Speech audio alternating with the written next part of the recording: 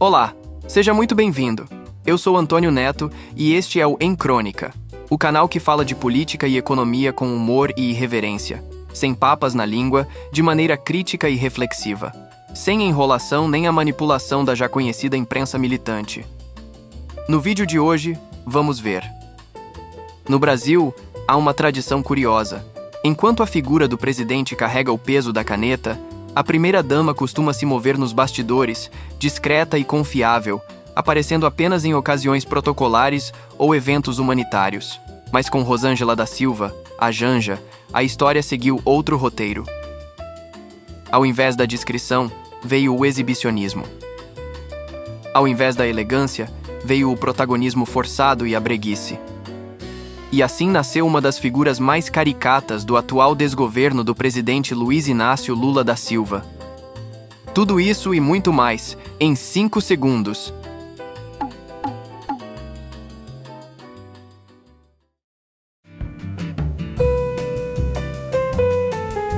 Antes de se tornar a companheira que ocupa manchetes, Janja tinha um emprego arrumado e relativamente estável na Itaipu Binacional, em Foz do Iguaçu. Uma posição confortável, fruto de concursos marcados e indicações que, para muitos, demonstram como a máquina estatal serve de abrigo para os próximos do poder da esquerda. Não era uma executiva de destaque, tampouco uma técnica eficiente. Era uma funcionária que, simplória e sem chamar a atenção, cumpria algumas horas em suas visitas bimestrais em uma das maiores estatais do país. No entanto, é justamente nesse período que se começa a notar um certo padrão.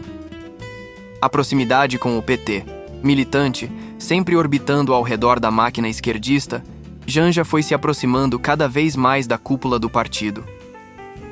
É como se ela já estivesse preparando seu gol, quer dizer, seu salto para um papel maior, ainda que o resto dos militantes não enxergassem. Talvez nem ela mesma soubesse que poderia ir tão longe. O destino político do PT, no entanto, sofreria um terremoto com a prisão de Lula em 2018. Enquanto antigos aliados se afastavam, preocupados em preservar imagens e mandatos, eis que Janja surge no enredo com a função de amparo moral. Foi nesse momento que a até então funcionária discreta de Itaipu passa a ser conhecida como a namorada do presidiário. Com uma carteirinha falsa da OAB, as visitas, às vezes íntimas, à prisão em Curitiba, se transformaram em um espetáculo paralelo. De um lado, advogados, políticos e militantes tentavam manter viva a imagem do ex-presidente. De outro, Janja começava a ganhar espaço como aquela que levava não só apoio emocional, mas também visibilidade midiática ao então presidiário mais famoso do Brasil. Muitos, inclusive dentro do PT, estranharam a forma como a relação se tornou pública rapidamente, com declarações de amor e fotos estrategicamente expostas. Enquanto parte da militância via ali uma prova de fidelidade e afeto, a outra parte enxergava um teatro cuidadosamente montado. A oposição, na maioria bolsonarista, via como um show para transformar Lula de condenado da Lava Jato em vítima apaixonada, perseguida injustamente, mas ainda capaz de viver um romance quase novelesco. E Janja aceitava o papel sem titubear. O que se seguiu depois foi o natural desenrolar desse enredo: casamento, aliança política e ascensão à posição de primeira-dama. Mas essa ascensão, em vez de consolidar uma figura de respeito, abriu espaço para uma sucessão de gafes, discursos desastrados e vexames que a transformaram em alvo preferencial da oposição. E tudo começou ali, em Itaipu, com a funcionária que parecia destinada ao anonimato, mas que escolheu o caminho da forçação e da vitrine, ainda que para isso se expusesse ao ridículo, as gafes da primeira-dama e muitas vezes a críticas ferozes do seu próprio partido, o PT. Quando Lula foi condenado e levado para Curitiba, a narrativa oficial do PT se resumia a uma frase: o preso político mais importante do Brasil. Era preciso, portanto, construir uma espécie de cenário de resistência em torno dele, não apenas político, mas também emocional. Foi aí que Janja, até então uma personagem discreta, começou a ocupar o palco principal. As primeiras visitas chamaram a atenção da imprensa.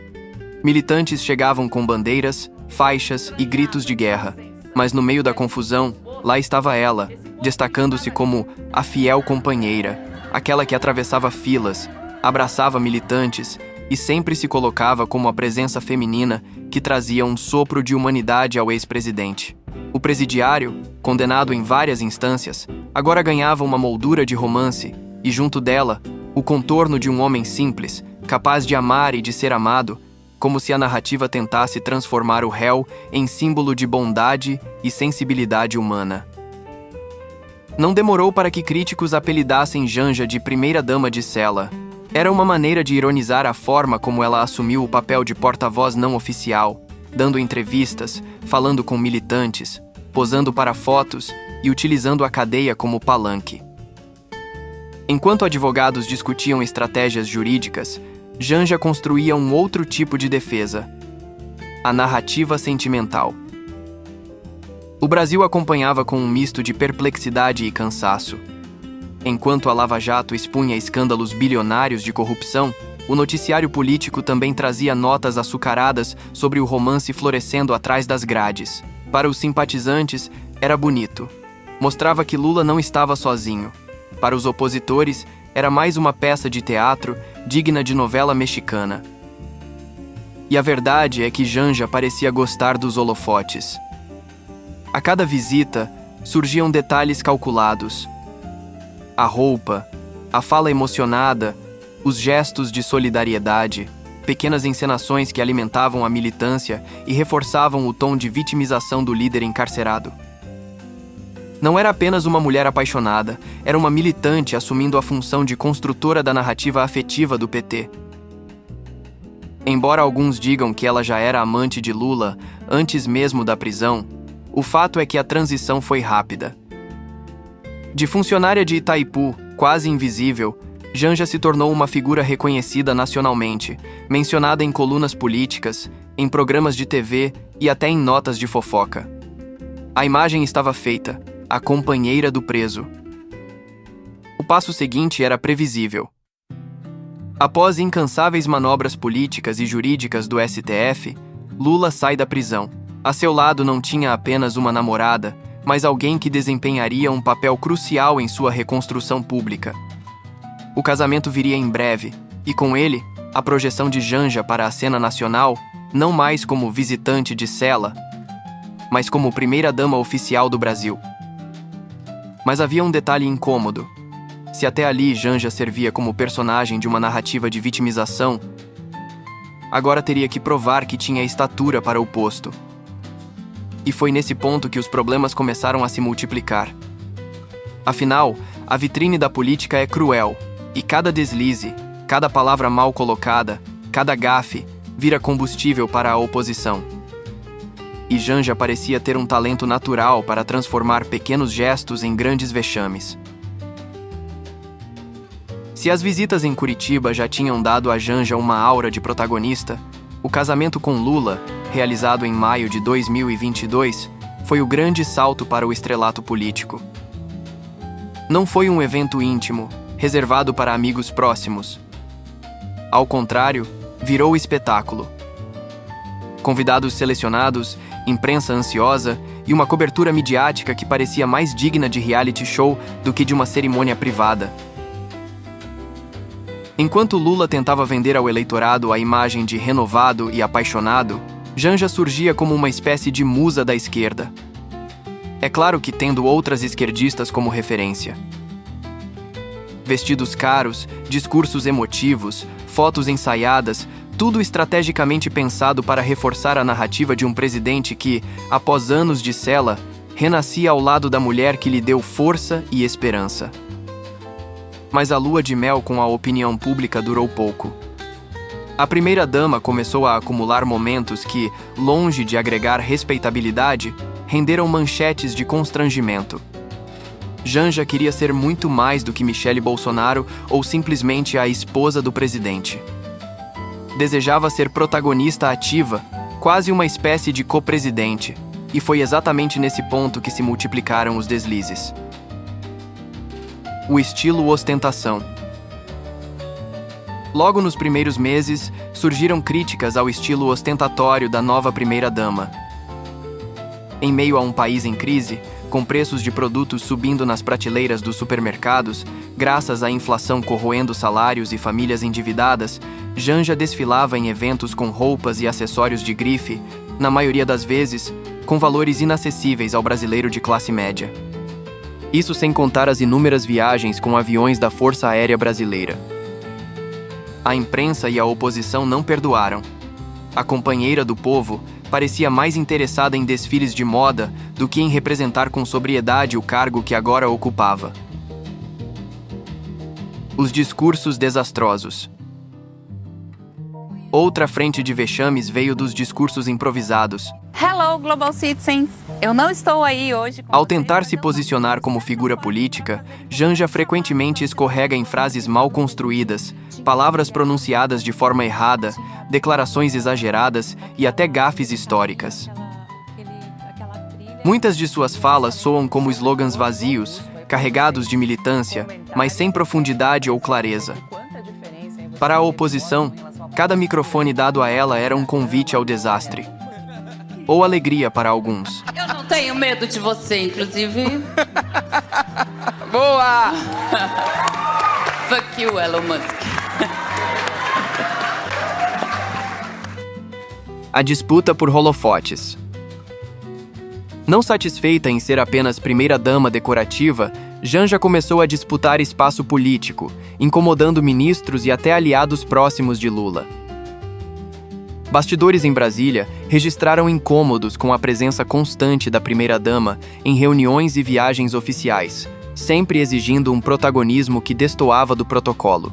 Muitos passaram a ironizar, chamando-a de "sombra do Planalto", insinuando que ela interferia em decisões que extrapolavam o papel de esposa.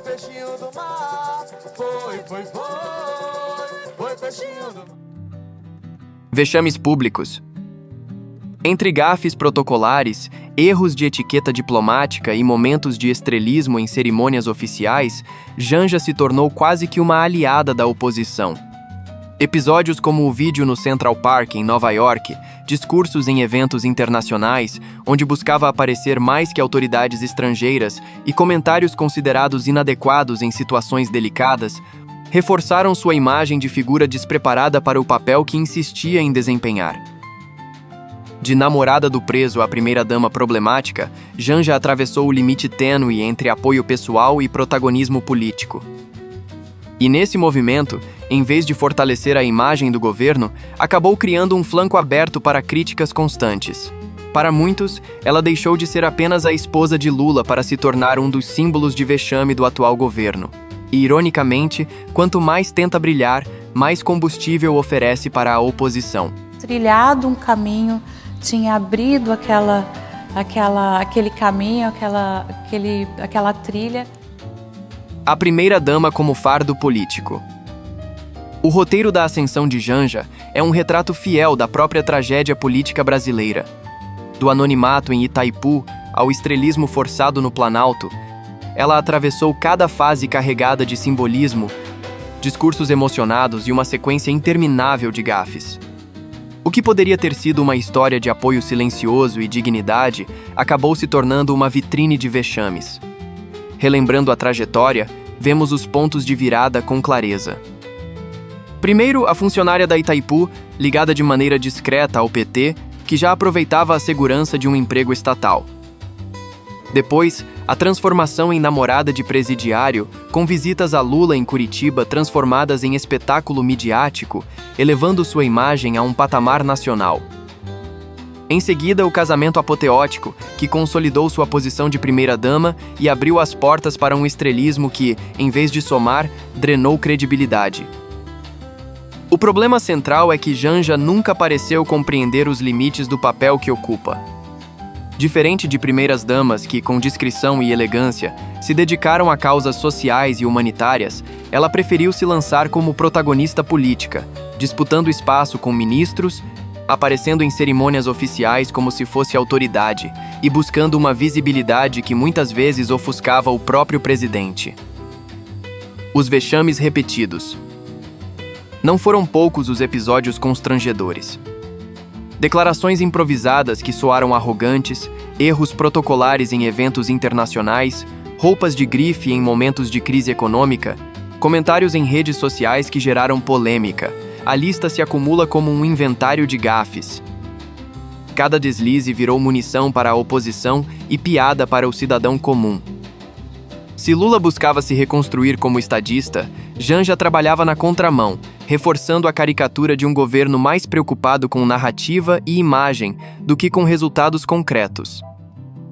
A primeira-dama não é apenas um detalhe irrelevante, mas um símbolo do desgoverno.